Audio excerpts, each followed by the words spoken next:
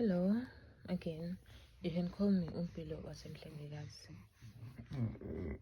Because you can call me Umpilo wasemhlengikazi. Today it will be be focused on emanzini, but going with somebody else.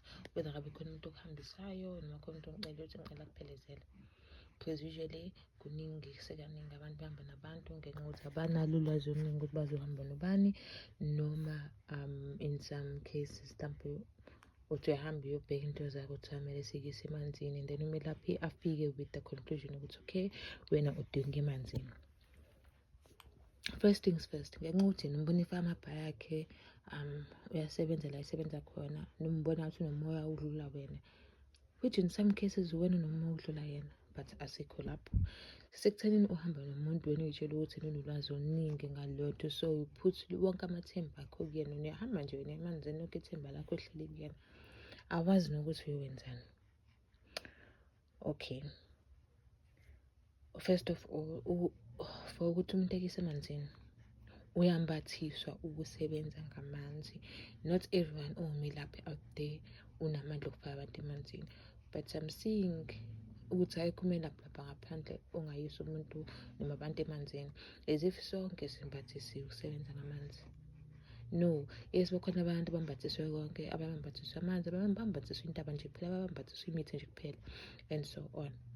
And abanye bambathisiwe amanzi, but hayi ukuthi ahambe akise emanzini, ahambe ukufaka emanzini. Indaba umbathiswa ngamanzi is so deep ngale ndlela yokuthi there are processes odlula kuzona, uyahlanganiswa nezidalwa zamanzi ukuthi ukwazi ukusebenza ngamanzi. Because when you go there to the waters uyisa umuntu, so sekuphoqa ekuthenini okay lo muntu lo, because in my previous video I did mention indaba ukuthi if ufuna ukuphambisa lo amanzi akho esithunywa kumele like you can use amanzi asempompini. That's why you find isayoni bevele bethola ibhafu, that's whereby they take amabhakede bebhunyela ngawo, because they have an understanding of ukusebenza kwesithunywa samanzi ukuthi awudingile ukuthi uhambe uze empophomeni na. But there are special cases whereby you need to go to indawo yamanzi straight, yabo. So in those cases awuyiswa nomba, uyiswa lo muntu lombathisiwe indawo zamanzi, udaba nje lamanzi basically. Because in some cases futhi, in most cases kahle uyambathiswa nanendawo wena ozofaka khona abantu amanzi. As I'm saying ukuthi it's a process, indawo yamanzi, umbathiswa kwamanzi, ukuthi there are specific things that you do nama-routine owenzayo. Because into futhi simele sazi ukuthi not all waters are clean. Kufana njengazo zonke ezinye indawo, iy'ntaba nakho konke isehlane, yonke leyo nto. Indawo lo suke ufika kuyona isebenza ngendlela wena lo uzosebenza ngayo. So let's say mina ngiyavuka ngiyisa umuntu mhlampe emanzini, ngothi ngifika khona abantu mafica emanzini nabo besebenza ngendlela yabo, angibazi ukuthi bebenzani. But ngenxa yokuthi mina angibhathiswanga ngamanzi, I cannot communicate nabantu noma ney'dalwa zasemanzini, because that's the whole process okuhlanganiswa ney'dalwa. Uthi ufika khona ze-communicate nokuthi hayi okwamanje kusanomoya omubi lo boqeda ukudiliza osibanibani obesuka lapha phambi kwakho. So awukwazi ukungena until le ndawo size siyi-cleanse ispace ukuthi ukwazi ukusebenza kuzona. So you find umelaphi esesho ukuthi hayi namhlanje noma athi ashintsheni indawo esekuleya location. So kubaluleka lapho ukuthi umuntu usuhamba naye ambathiswe ngamanzi in order ukuthi ungafind ama-instances whereby senimuka namanzi noma kunokuthi into zakho ziqaqeke wena usubuya nawo zonke iy'thwalo lezo oy'fice lapha. So not all waters are clean njengazo zonke ezinye indawo, because noma uzofika entabeni nakhona okay fine, njengoba ngisho kahle lezi ndawo zinamandla, azincikile ekutheni zinamandla kuwini, zinamandla nje sidalwa, zinamandla kule intention le wena usuke uzoyenza. So mefika umuntu entabeni etheni uzothatha uzobophela usibanibani, it will work in his or her favor. Nawe uma ufika nabo uzothandaza uzokhulula, it will work in your favor. That's why manje inkinga ukuthi at the end of the day there are energies labasalayo lawa vele thina siphila nawo, and the energies that we create the time senze into ethile, the time uphahla, the time ucela, you are creating an energy kamoya. We are creating an energy kamoya, and as we are creating an energy kamoya, leyo nto leyo noma lowo moya, that energy izosala lapha ama-residuals. That's why if umuntu kamoya ufuna ukujilela kahle umoya wakho, find a space la uhlezi wazi khona ikhona lakho nje lokuthi uyazi ukuthi njalo uma uphahla njalo uma ukhululeka ulapha ekhoneni lakho, because you are creating an energy. Sijwayele leyo ndawo ney'dalwa zakho ney'jwayele seziyazi ukuthi hhayi sibizelwa la, ne-communication sebeyazi kumeke waya kuleya ndawo sesifikile, ungaqali ngisho nokuqala. So back to the topic yendaba ukuthi we are creating an energy lapho mesiyasala. So if before umuntu naye ezothatha naye kuleyo ndawo, noma ezothatha isithwalo, noma ezoshiya isithwalo, noma ezogeza isinyama, uyayishiya lo energy lapho. And then when uyafika kuleyo ndawo leyo nawe usuzongena nawe usuzogeza, wena uzocela inhlanhla-ke, wena uzogeza ufuna ukukhanya kanjani kuleyo ndawo leyo eseyingcolile. So that is why kuzomele uhambe nomuntu oveji. Bheka ukuthi ubani umuntu ohamba naye, because indaba esekutheni inhliziyo nama-intentions nakho kuyasebenza kakhulu. Nanokuthi umuntu akwazi ukufunda umoya umuntu ohamba naye, nanokuthi if uzohamba wedwa ukuthi nawe uzazi nawe ngaphakathi ukuthi mina ngizokwenza 1 2 3, ukhuleke ubike. So going to the waters nomuntu kahle kahle isidingo asikho, but we find cases whereby athume lapho uyakudinga ungemanzini ngenxa yokuthi mhlawumbe yena usebona lokho ngale wena ungakubonanga, noma wena ungakuboni, noma uzokusiza ngento ethile, because abantu bethi ambathiswa ngesipho usuke umbathiselwe ukusiza abantu, bese kashiyana sibasiza kanjani. So ngenxa yokuthi uyakuhambisa, nawe do your part, bika kwiy'dalwa zakho ukuthi ngizohamba nosibani ngisemanzini, uyongenza 1 2 3 4, bese uyabuza phela mase sekufika khona emanzini ukuthi yini-ke lento azokugeza ngayo. Ungabe vele ubone ngenxa yokuthi yena uyazi, because ekugcineni nakho lokho akwenza imehluko, because mhlawumbe uzofica umuthi usebenzisa umuthi ongawazi, abuze ukuthi owanike lo muthi akutshela ukuthi okwenza ukuthi, but-ke uyamthemba because yena unolwazi oluningi wena ungenalo. But into wena uzosinda ngayo ukuthi ubikile.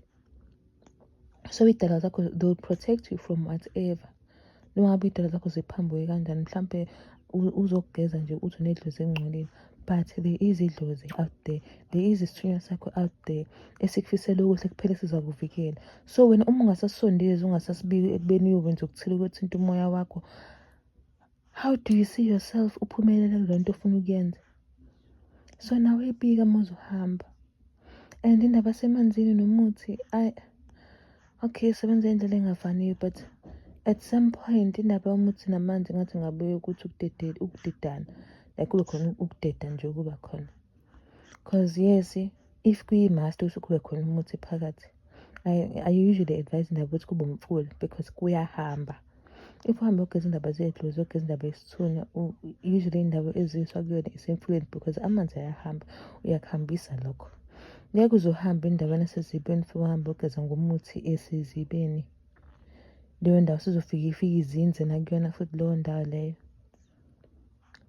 But angisho ukuthini, njengoba ngisho uzosebenza ngendlela ezingafaniyo, but amanzi if uzoya emanzini usuke uyele umsebenzi wawo amanzi.